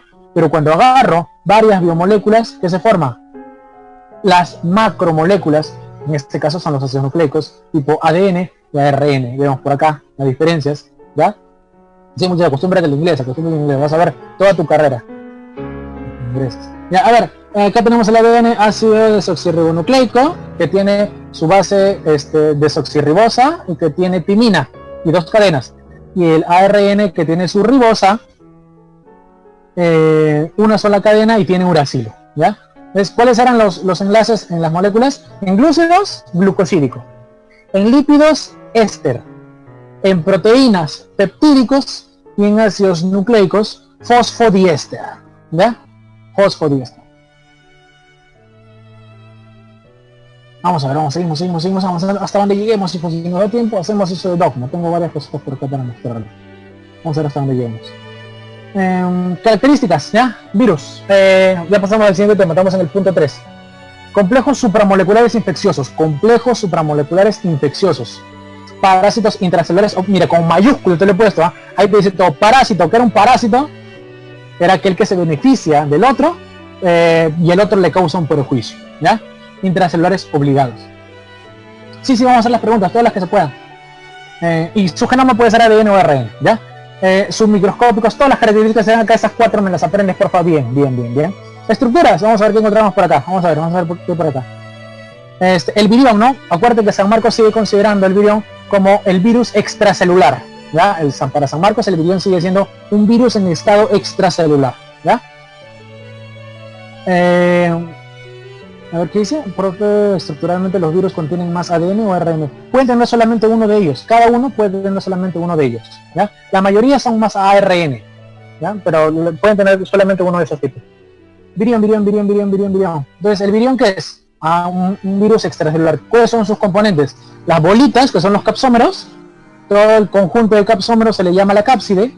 Adentro está el ácido nucleico o genoma. Y cuando juntas cápside con el genoma, nucleocápside. Ahí está. Listo. Supramolecular. No te olvides, acá está supramolecular. ¿Ah? Supramolecular. ¿Ya? 2 naturalezas. Proteínas, ácidos nucleicos. Ahí está. La clasificación, según su forma. Virus icosaédrico, ahí está, icosaédrico, 20 lados. Virus helicoidal, como el virus del mosaico del tabaco, ¿viste? Un hélice. Virus mixto o complejo, mixto porque tiene la cabeza icosaédrica y el cuellito así helicoidal, por eso es mixto, muy complejo. Y también está el virus envuelto, ¿no? Y para el virus envuelto hemos traído acá lo que es la replicación viral. Ya muchos, acá se acuerdan que San Marcos son 6 pasos de replicación viral. Comenzamos, primer paso, por acá, fijación, vamos a acercar todo esto y ir acercando este campo, ¿ya? Por acá, ya, primer paso, fijación, ¿sí? No, los bacteriófagos son mixtos, ya los bacteriófagos son mixtos. Fijación, el virión entra y se encuentra, ¿no? ¿Qué resalta en la fijación? Pues que va a haber una compatibilidad entre los receptores de la célula y las espículas o los receptores del virus. Tiene que haber esa compatibilidad, ¿no? Si tú agarras un virus que no ataque al humano y te lo metes tú, es inocuo. A menos que mute, ¿no? Sería muy salado, ¿ya? Pero no te va a hacer nada porque los receptores de tu célula no van a codificar con los receptores de él. ¿Y dónde se ve eso? ¿Dónde se expresa eso? En la etapa de la fijación, ¿ya? ¿Cuándo se expresa que hay una buena fijación? Cuando las glucoproteínas de la célula y las glucoproteínas del virus se encajan bien, ¿ya? Y tienen eso, fijación o absorción, muy bien. Penetración. ¿Qué entra? Solamente va a entrar el genoma, solamente entra el genoma, ahí está. A veces puede entrar unas proteínas, no te preocupes. Sí, cada rato. El genoma, a veces puede entrar unas proteínas, unas enzimas por ahí, pero básicamente entra el genoma, ¿ya? Listo, siguiente paso, replicación. ¿Qué se está replicando? El ácido nucleico, ya está. El ácido nucleico tenías acá uno Ahora tienes un montón de ácidos nucleicos, ahí están todos, un montón. Entonces, ¿para qué? ¿Para qué tienes que hacer eso? Porque va a formar más virus. Eso es lo que quiere el virus, replicarse. ¿Ya? Siguiente acá, síntesis de proteínas. Síntesis de proteínas.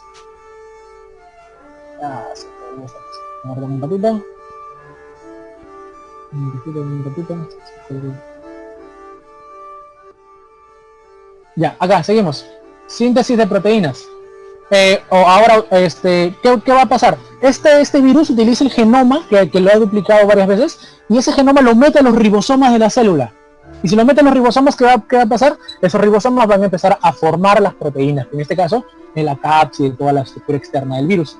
Ensamblaje, el genoma y las cápsides se unen, ahí están. Y por último, la lisis o liberación, donde ya se revienta. Si el virus agarra parte de la membrana de la célula, hablamos de que es un virus envuelto. Ya la membrana, no te olvides, que es parte de la célula que el virus ha infectado. Vamos con virus del VIH. ¿Ya? Estructura. ¿Qué tenemos en la estructura del VIH? Ahorita hablamos de eso, hablamos en el ejemplo de VIH es lisogénico. Acá, las espículas, todas las espículas tienen dos partecitas. La cabecita es la GP120, la glucoproteína de 120. Y el que es el palito, el pollito, va a ser la GP41. Son los dos más importantes, ¿ya? La GP120, la cabecita, y GP41 que están acá. Adentro tiene el RNA, dos cadenas de RNA, ¿ya? Listo. Vemos que más. Las pruebas para detectar el VIH es prueba de ELISA, presuntiva, y Western blot definitiva, ¿ya?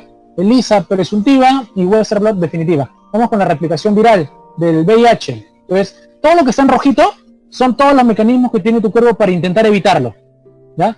Con medicamentos incluso. Pero vamos a ver qué es lo que pasa realmente en el caso que no se haga nada. ¿Ves? ¿Qué tiene que tener esta célula? Mira, acá está. Receptores CD4. Todas las células que tengan receptores CD4 van a ser vulnerables. Acá se evidencia de nuevo lo que es la fijación. Acá tenemos de nuevo al virus del VIH, acá arribita. GP120, GP41, sus enzimas, integrasas, sus proteasas, su envoltura, todo está ahí, ¿ya? Listo, ¿qué pasa? Él entra, se fija. ¿Qué pasa? Cuando él entra, él no entra solo. ¿Él entra con qué? Entra con una enzima. ¿Cómo se llamaba la enzima, muchachos? ¿Cómo se llama la enzima que en este paso de acá se intenta inhibir? La retrotranscriptasa. ¿Qué otro nombre se le puede poner? Transcriptasa inversa, ¿no? La transcriptasa inversa. Ya no voy a acercar bien. La transcriptasa inversa, ¿ya? Ahí está. Ya, a ver, sígueme por acá, a ver. Entonces, entra el virus, entra acá con sus proteínas, unas cuantas proteínas, como te digo, entra su material genético, pero él tiene un ARN. Entonces, ¿qué tiene que hacer? La transcriptasa inversa convierte ese ARN, lo convierte en ADN viral. ¿Y el ADN qué es lo que hace? ¡Plac! Se empalma, lo integra con una enzima llamada integrasa, hasta la enzima integrasa que se intenta inhibir, y se une. Mira, este genoma azulito se intenta unir a este plomito que es de la célula, y ahora mira, se unieron, son uno solo, y ahora este genoma que está acá sale y empieza a hacer traducción, transcripción y traducción. Entonces, ¿qué va a pasar? Se forman proteínas, y las proteínas empiezan a salir y forman más y más virus, ¿ya? Los dos ciclos de los virus, ¿cuáles serán? Ciclo lítico y ciclo lisogénico. ¿Cuál es el ciclo lítico? Donde la célula revienta. ¿Y cuál es el ciclo lisogénico? Cuando se encuentra en estado de latencia. Por favor, necesito que entiendas esto. No es que un virus hace solamente lítico o solamente lisogénico. Todos los virus hacen ambos ciclos. Porque si no, no les daría tiempo para replicarse. Pero pasa que algunos, su ciclo lisogénico, que es el estado de latencia, es mucho más cortito. Como en el caso del ébola, ¿no? Esa cosa te da y a los 2 días, un día te muestran los síntomas porque ya te reventó por dentro. Pero ¿qué pasa con el VIH? Su ciclo lisogénico duró un montón de años. Ya después empieza a hacer ciclos líticos, empieza a reventar a los linfocitos y empieza a mostrarse la patología de del bajo sistema inmunológico. Célula, vamos con célula. Teoría celular, los cuerpos de acá están toda la teoría celular, los 3 postulados, ¿ya? Los de Sladen y Schwann son los cuerpos de todas las plantas y animales están formados por células, todo ser vivo tiene que estar formado por células. En la de Virchow es que solamente pueden aparecer nuevas células por otras, ¿no? Cada célula proviene de otra. Y acá Weisman agrega que todas las células que viven actualmente se remontan a los tiempos antiguos, ya lo que está en el libro, la teoría celular con sus 3 postulados de la teoría celular. Sladen y Schwann, Virchow y Weisman, ¿ya? Agregamos célula procariota, comenzamos con célula procariota. De la parte externa, estructura variable, cápsula. Función de la cápsula, evitar la fagocitosis. La cápsula evita la fagocitosis, ¿ya? A veces también puede dividirse por ahí, pero básicamente evita la fagocitosis. Listo, vamos más adentro, membrana. La membrana, pared celular, hecha de mureína o peptidoglucano, ¿no? La clasificación la vemos más adelante. Como les decía, la cápsula es una estructura variable. La cápsula es una estructura variable que no todas la presentan, ¿ya? Y cuando es variable ahí les menciono. ¿Qué más? Pared bacteriana, sí, todos tienen pared, excepto los micoplasmas. Los micoplasmas no tienen pared celular. Los micoplasmas carecen de pared celular. ¿Qué más? Adentro el citoplasma, ahí está la agüita, tiene sus enzimas. El única, entre comillas, organela, porque ya sabes que no es organela, sino es supramolécula, que tiene la procariota es el ribosoma. El ribosoma es la única organela que tiene por ahí. Entonces, para formar sus proteínas. Su ADN, ¿cómo era? Circular y desnudo, no asociado a histonas. Su membrana celular tiene pliegues hacia adentro, que se llaman mesosomas. Aquí está el mesosoma, ¿ya? El mesosoma. La membrana se va hacia adentro. La procariota no tiene núcleo. No se olviden las diferencias entre proca y euca, ¿no? Proca es cario-núcleo, ¿no? Pro antes, o sea, esta cosa no tiene núcleo. Entonces, ¿qué cosa no tiene la procariota? A ver, tiene pared de mureína, una diferencia, ¿no? Cosa que en la eucariota no tiene. No tiene núcleo, ¿no? No tiene ese núcleo, esa membrana que lo separa. No tiene mitocondrias, algunos pueden tener algunos pigmentos fotosintéticos, pero no tienen cloroplastos, no tienen retículos, no tienen nada, tienen algunas pequeñas vesiculitas pueden formar, pero es para cristalizar sus sustancias y luego desaparecen, pero son formadas por extensiones de la misma membrana, ¿ya? No tienen un retículo endoplasmático, no tienen un Golgi que forman las vesículas, ¿ya? No tienen un retículo que forma vesículas. Tienen inclusiones, eso sí, tienen moléculas donde almacenan los nutrientes. Ahí están, y tienen un flagelito, no todas, pero tienen su flagelito, ¿ya? Ahí está. El mesosoma cumple la función de la mitocondria, en el caso de que sea una célula que necesite formar ATP. En el caso de las cianobacterias, el mesosoma cumple la función del cloroplasto. El cloroplasto que era la actividad fotosintética, porque las cianobacterias son las bacterias fotosintéticas, no se olviden eso. Vamos por acá, clasificación, naranjita, por su pared celular de dos tipos, gram positiva y gram negativas. ¿Cómo son las gram positivas? Azulito es pared celular, moradito son fosfolípidos y rojitos son las proteínas, ¿ya? De la membrana, ¿no? Obviamente la membrana, y acá la pared celular de mureína. En la gram positiva tienes una pared grandaza. ¿Qué pasa? Tú le echas el pigmento gram y las gram positivas se tiñen de azul, azulito, un montón de azulito. Las gram negativas, ¿qué pasa? Tienes una membranita bien delgadita, ya está, bien delgadita, pero tiene doble membrana. Entonces se pinta de azul, muy poquito, ni se nota, más se nota el rojito. Entonces, ¿qué color va a ser la gram positiva? Azulito.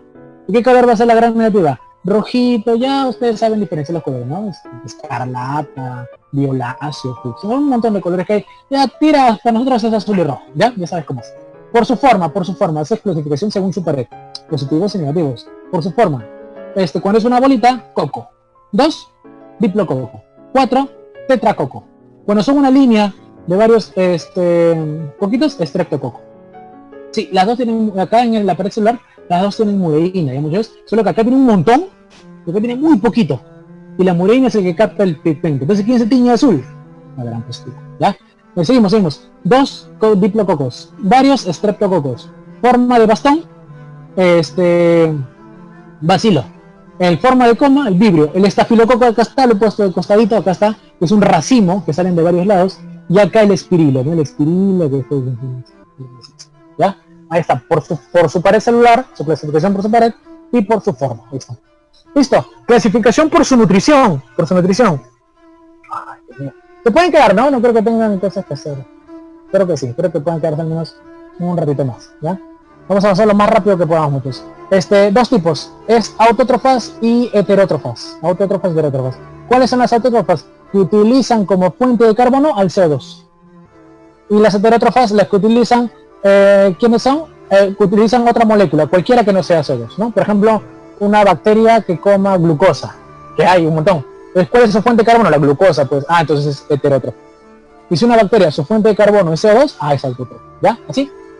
¿Ya? Puede ser quimiótrofa, isotópico. Entonces, vamos ahora sí con las autótrofas. Acá tenemos los dos tipos de autótrofas. Ahora vemos su fuente de energía. Acá, obviamente, es la fuente de carbono. Pero si su fuente de energía es la luz, ¿cómo se va a llamar? Fotótrofos, ahí está. Entonces, ¿cómo lo llamas si su fuente de energía es luz y su fuente de carbono es CO2? fotoautótrofos.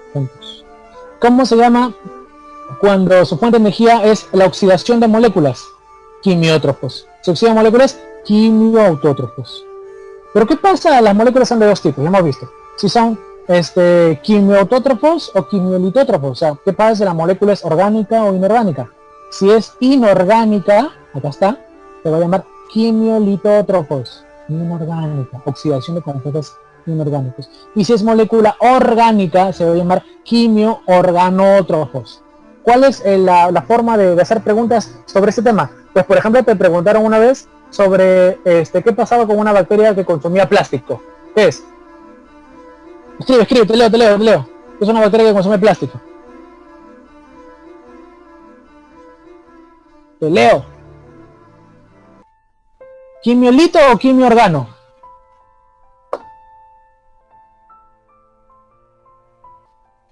El plástico. ¿De dónde sale el plástico? De la celulosa, pues. Y la celulosa es orgánico, entonces queda como organótrofos. Tarea para ti es esta de acá, que tú te aprendas de más o menos de cuál es orgánico y cuál es inorgánico, porque eso te pueden preguntar, ¿ya? Eso te pueden preguntar, muchachos. O sea, te van a decir una bacteria que qué es lo que come. Y tú, dependiendo de qué está compuesto, tú tienes que sacar cuál es su nutrición, ¿ya? Así lo sacas, ¿ya? Así lo sacas. Entonces, las preguntas van en ese sentido nomás. Acá tienes la información a aplicar tu conocimiento general. Un temita nuevo que se agrega, que también te lo he puesto por acá, es la bioremediación para la restauración de ecosistemas. No está en los temarios de las academias, está en el nuevo libro de la PES, ¿no? Bioremediación para la restauración de ecosistemas. Entonces hablamos de la bioremediación como una tecnología para recuperar un ecosistema, ¿sí? Entonces utilizamos todo el potencial que tiene un ser vivo, porque eso es bioremediación, un ser vivo tiene que estar ahí, para poder recuperar un ecosistema. Entonces tenemos tres tipos de bioremediación. Atentos acá, ¿ya? Entonces, agarramos primero tres tipos. Degradación enzimática. Atentos acá. Cuando agarras a una enzima y la llevas al lugar donde está contaminado y esa enzima lo arregla, ¿ya? Solamente la enzima, ¿sí? O sea, utilización de enzimas de bacterias genéticamente modificadas. Hay bacterias que pueden formar enzimas, moléculas que pueden degradar, y hay algunos que más o menos están teniendo una conducta así, que te pueden degradar, pero te degradan poquito. Entonces, un ingeniero químico, ¿qué hace? Pues agarro la bacteria, cambio sus secuencias, les hago unas reacciones químicas, le cambio unas bases, pues ¿qué hago con ese genoma? Ahora ese genoma me va a codificar la misma enzima, pero ahora degrada mucho más rápido. Entonces ahí estamos hablando de degradación enzimática, ¿ya? Vamos con la remediación microbiana. Ahora ya no utilizamos tanta tecnología, sino que utilizamos a las bacterias, o a quien forma la enzima, y a esa bacteria le damos de comer y la cultivamos bonito. Entonces dice, uy, mira esta bacteria, mira, en el primer caso, tengo una bacteria y el ambiente está contaminado. Yo digo, su enzima la degrada el contaminante del ambiente. Si yo agarro la enzima y la modifico para que degrade más rápido, degradación enzimática. Pero si yo agarro la bacteria, les doy de comer a todas las bacterias, coma, hago que se reproduzcan un montón de bacterias, y todas las bacterias las llevo al lugar, sería ya remediación microbiana, ¿sí? Necesito que te des cuenta qué es lo que se está utilizando. Si se utiliza las enzimas, hablamos de degradación enzimática. Si se utiliza las bacterias, se habla de remediación microbiana, a pesar de que la bacteria utiliza sus propias enzimas, ¿ya? Así que atentos ahí.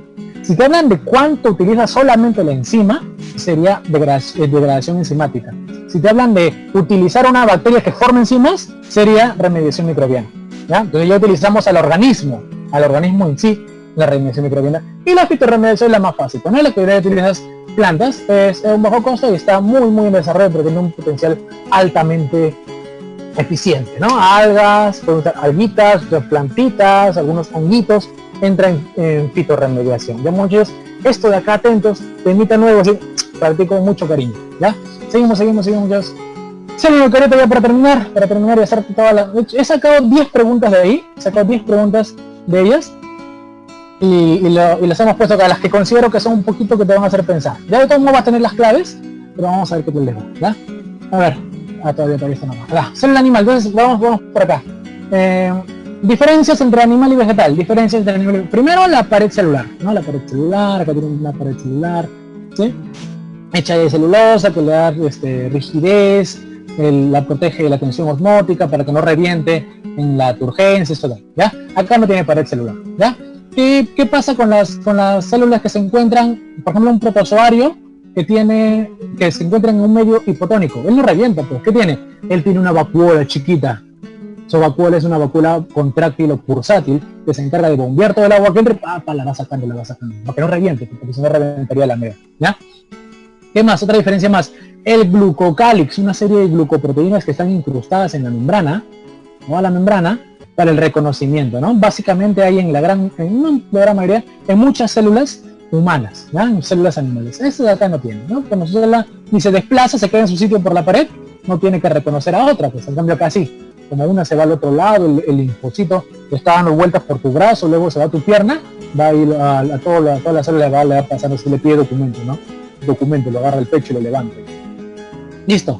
Núcleo, no te olvides que tiene un núcleo con poritos, el nucleolo, zona de ensamblaje, los ribosomas y forma el ARN ribosomal, el retículo endoplasmático rugoso, que tiene ribosomas para formar proteínas, el liso forma lípidos y detoxificación, lisosomas, digestión celular, citoesqueleto, le da forma, en el caso de la célula animal, se encarga de la movilización, porque el citoesqueleto está controlado por los centriolos, y los centriolos pueden formar prolongaciones tipo cilios, tipo flagelos por ahí, citoplasma, el agüita, el citosol, todo eso de ahí, los ribosomas para formar proteínas, Golgi, que es tan importante para encargarse de que todo lo que se vaya a formar se empaquete y se libere bien, o se quede dentro. Él forma lisosomas, él forma peroxisomas, él forma glioxisomas, él forma todo. Todas las vesículas, todas las proteínas que se formen pasan por Golgi, y la membrana plasmática, que está hecha de fosfolípidos, que tiene un montón de formas de pasar sustancias. Te dejamos con las preguntas acá, ya muchachos. Te dejo esta pregunta. Las primeras 4 o 5 preguntas no están en tu material, las he agregado hasta hace un ratito. Sí, Glucocálix, las he agregado ahorita, las he agregado hace un ratito, porque se me ocurrieron y ahí pueden estar. Ya te pueden servir también, quise agregarlas acá. Vamos, muchachos. Tú mismo eres, léela porque no está en tu cuestionario. Léela y hazla. Una pregunta de eco hecha por mí, obviamente. Activo el chat, me mandas tu clave, ya me mandas tu clave. Sin spam, porfa, sin spam, eso sí.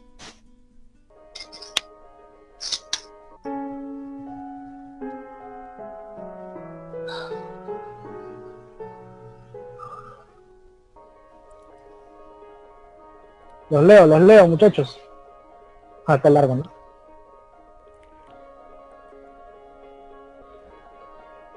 Dice C6, H10 o 5. Yo tomo esa foto, por si acaso.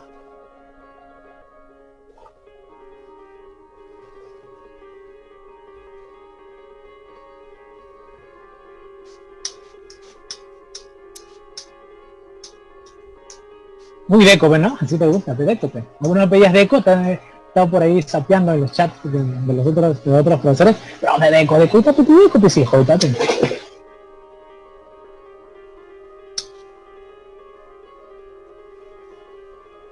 Muy bien, Francesca. Ay, qué rico, muchachos. Y la sacamos, se están equivocando mucho. Quitina no, quitina, su monómero, ¿cuál era? N-acetilglucosamina. Tiene nitrógeno, tiene acetil. No hay nada de nitrógeno en la fórmula, no es, ¿ya? Queratina, nada que ver, pues, ¿no? Esas proteínas, tiene fósforo, tiene aminoácidos, nada que ver. Almidón es la clave. ¿Por qué, muchachos? Y acá te explico, acá entiéndelo de una vez, y es para corregir algunas cositas. La fórmula de los glúcidos, escucha, no es CH2O a la N, esa no es la fórmula de los glúcidos. La fórmula de C6H12O6 es solamente de la glucosa. ¿Por qué? Porque cuando unas varias glucosas se forman enlace glucosídico, y ahí ¿qué se pierde? ¿Qué se pierde cuando se le forma enlace glucosídico? Se pierde agua. ¿Y cuál es la fórmula del agua? H2O, ¿no? Entonces, ¿qué ha pasado? Acá se pierde agüita, pues mira acá. ¿Cuántas aguas ha perdido? Si acá hay 10. A 2. ¿Y acá cuántos oxígenos han perdido? 1. Se perdió agua. Entonces es un glúcido, pero que tiene enlaces. No puede ser glucosa. Debe tener enlaces, muchachos, para que esto Acá se te das cuenta que está faltando agua, y si se pierde agua es porque tiene enlaces glucosídicos. Entonces, ¿puede ser una glucosa? No. ¿Puede ser galactosa? No. ¿Puede ser fructosa? No. ¿Puede ser maltosa? Sí, porque ya se perdió agua. Entonces, si puede ser maltosa, y acá en la manchita sería 2, por ejemplo, acá la manchita es 2. Es ya, porque ya se perdió agua. Y en un enlace glucosídico mucho más grande, como en el caso del almidón, se pierde mucho más. Esta formulita la encuentras en el libro de la pre. Ahí, está igualita, tal cual. En el libro de la pre, abre tu libro de la pre y vas a encontrar esta fórmula. La fórmula de los polisacáridos es C6H10O5. Y ahí está. Tal cual, te lo estoy sacando de ahí mismo, hijo. Listo. Hay marcas clave C, ¿ya? Bonita pregunta. Otra preguntita más, esta más. Dale, dale. Pero te espero. Así viene, sí, hijo, así te puedes venir, sin ningún problema, porque está en el libro tal cual.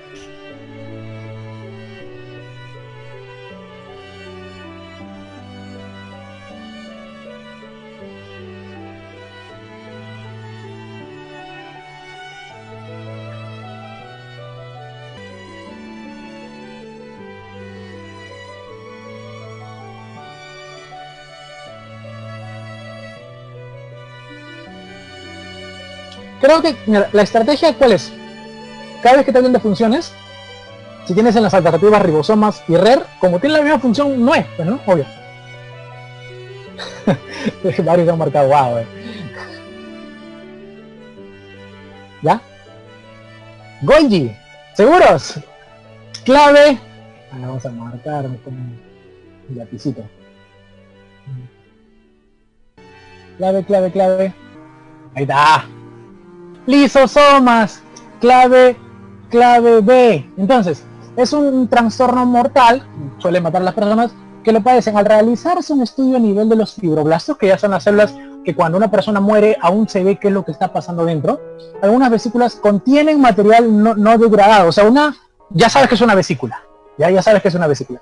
Entonces, acumulándose y generando toxicidad en dichas células, ¿ya? Después de estudios minuciosos, observó que las proteínas degradativas sí se formaban, entonces los ribosomas están bien en cantidad normal, pero se secretaban al medio, había un problema en la secreción. Entonces, ¿cuál es la organela que no está cumpliendo su función determinada? El lisosoma. ¿Por qué? Porque él se encarga de la degradación. Entonces, ¿cómo es esta enfermedad? Una molécula tiene que llegar a tu célula y el lisosoma tiene que encontrarse con ella, fusionarse y degradar con sus enzimas que tiene dentro, las degrada para las y esas moléculas se liberan y tu célula lo absorbe. Si el lisosoma no se logra juntar bien porque no está cumpliendo la función como dice en esta pregunta, ese es el error. ¿Ya, muchachos? Queda con la clave B. Seguimos.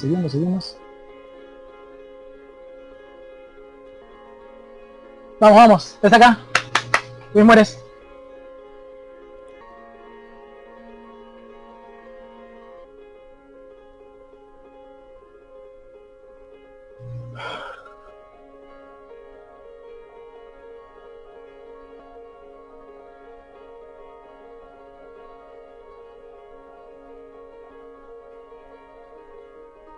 No es tan deco, no es más ejemplos, pero bueno, ahí se va.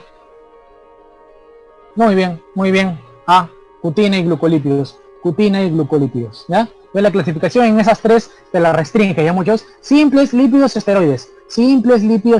Ahí nomás varíalo, ¿ya? Ahí nomás varíalo entre ellos. Perdón, simples, complejos, esteroides. Ya. A ver acá.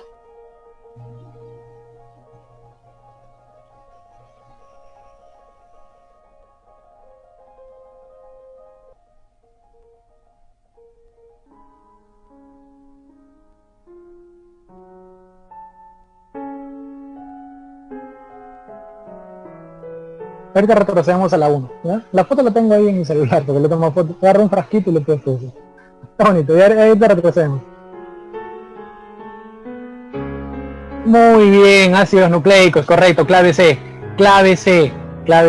Porque te dicen que se pueden descomponer en 3 partes. ¿Cuáles son esas 3 partes? El grupo fosfato, el azúcar pentosa y la base nitrogenada. Ahí está. Listo, ahí está en el que se rompen 3. Los ácidos nucleicos, ¿ya?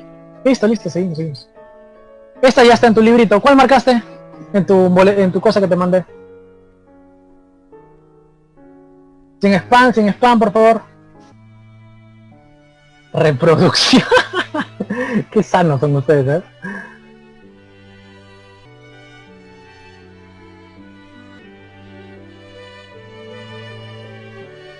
¿Sí? ¿Se entiende? ¿Se entiende? Claro, pues hijo, ¿cómo vas a marcar reproducción? A ver, te dice A y B, A y B. De acá a acá, ¿qué pasa? Crece. De acá a acá, ¿qué pasa? Crece. Listo, se acabó. ¿Por qué te haces tanto número? Fíjate bien, en la pregunta es cuestión de leer, tranquilo. Ahora, como te dije, cuando ya este crecimiento termina, se convierte en reproducción. Pero acá, ¿qué te enfoca? A y B. Enfócate en que dice A y B. Claro, eso, crecimiento. ¿Eh? Sabía que se iba a equivocar en eso. Ah, bueno. Ah, por ahí. Como te digo, es cuestión de que te metas bien en la pregunta y no le tengas tanto miedo, hijo, ¿ya? Todas las no te guíes tanto por tu conocimiento, sino lo que te quiere decir el profe. Y te decían por todo, sí, reproducción. Todo es reproducción. Claro. Porque te diría que es una fisión binaria. Claro, una fisión binaria de reproducción. Pero para que antes haya la fisión binaria, que es A y B, tiene que haber un crecimiento. Porque si no crece, tienes una célula grande y salen dos chiquitas. Y las chiquitas, si no crece, salen más dos chiquitas. No, pues no va a ser así. Tienen que crecer. ¿Ya? Vamos muchachos, vamos muchachos. Esta de acá, ¿qué tal la vieron? Esta de acá, sí, esa. Ahí está, petudeco, pues, hijo. Estas preguntas son hechas por mí, hijo, ¿eh? Por si acaso. Rica pregunta también, ¿no? Esta pregunta sí podría venir en admisión sin ningún problema. Sin ningún problema, se lo voy a pasar, creo que mi profe también, de San Marcos, para ahí lavarle el cerebro de repente. Está bonito, está bien hecho. Claro, clave C, ¿no? Clave C, en la evidencia. ¿Cuál sería el error en la D? ¿Cuál sería el error en la D? La base nitrogenada del ARN mencionado probablemente contenía timina. No, pues, porque si contenía timina sería ADN, ¿no? Además la timina no suele unirse a una ribosa, no tiene esa polaridad. Listo, y acá está, todo bien deco, bien aseguradito. Este de acá.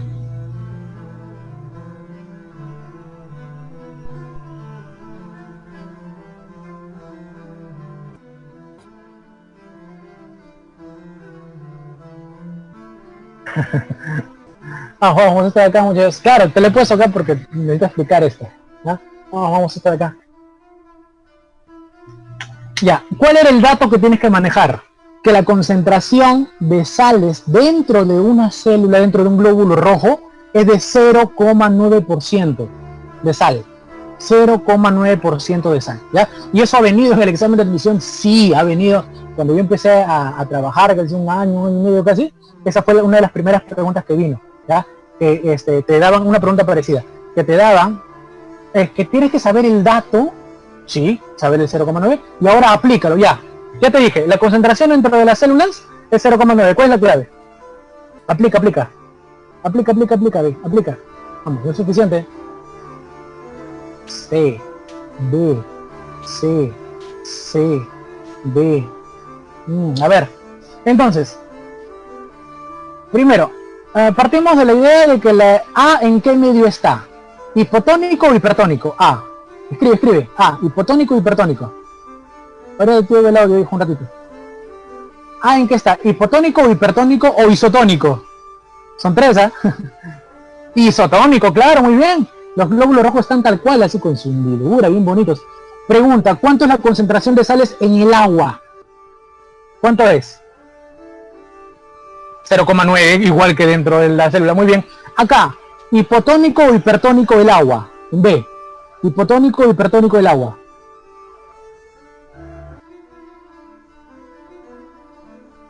Es hipertónico. Si es hipertónico, ¿qué va a pasar? Afuera hay mucha sal, pues. ¿Dónde hay más agua? ¿Adentro o afuera de la célula? Adentro, porque afuera había mucha sal, te repito.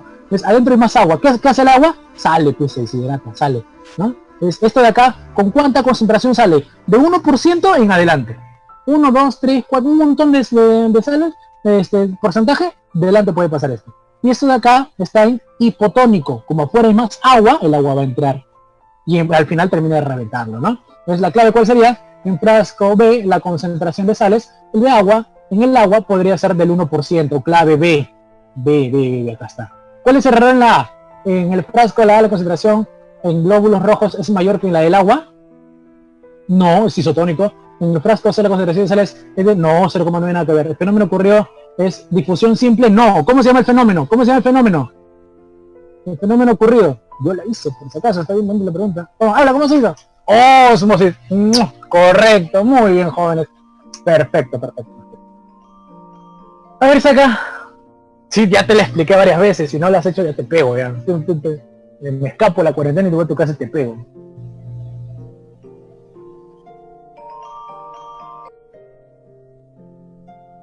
Nucleolo supramolécula, muy bien, clave B. Nucleolo supramolécula, muy bien. Nucleolo supramolécula. 9, vamos. ¿Cuál era esa?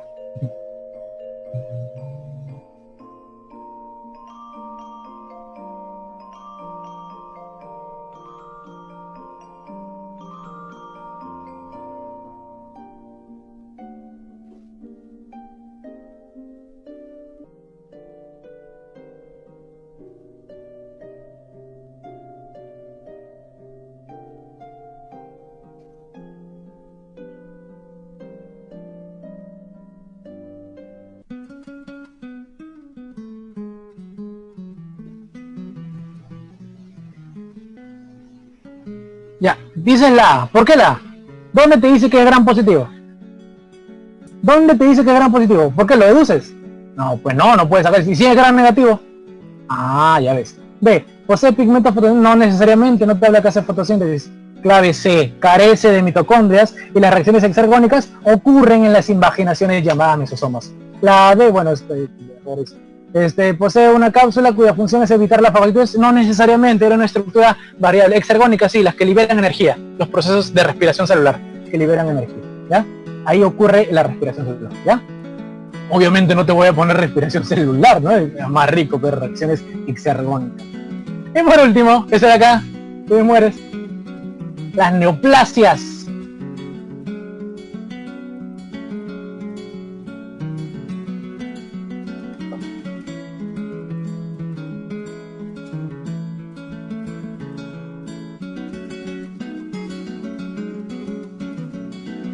Clave, nadie, una, Claudia, bien Claudia, ¿habrá alguien más?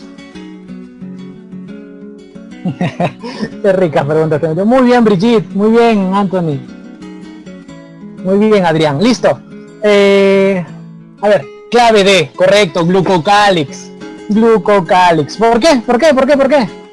Pues porque el glucocálix se encarga del reconocimiento. Si tienes dos células que empiezan a crecer, a dividirse, ¿cuándo deja de dividirse? Cuando una que está acá a un lado y la otra que está a su costado se han dividido tanto que sus glucocálix se chocan entre ellos. Y dice, hoy ya somos muchos, ya deja de dividirte. Cuando falla ese reconocimiento, la célula sigue dividiéndose y puede ocasionar un cáncer. ¿Sí? ¿Se entiende la idea? ¿Se entiende la idea, muchachos? ¿Quedó? Manitos por ahí, comentarios. ¿Quieres tomarle foto a la 1? Ya me han dicho. Mete la 1. ¿Un comentario? ¿Algo por ahí? ¿Todo bien? Más preguntas así.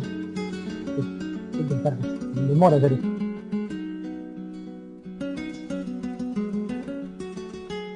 Claro, es que pasa que el centrosoma se encarga de la división y punto, o sea, de hacer que el material genético se vaya a la mitad para un lado y la mitad para el otro lado, ¿no? O sea, en la anafase.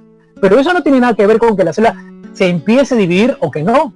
O sea, él no controla eso, él no controla, voy a empezar a hacer, no. Él es una herramienta para que se dé una buena división. Pero él no dice, yo decido cuándo la célula se divide, no, eso no, ¿ya? Es así. Queda así.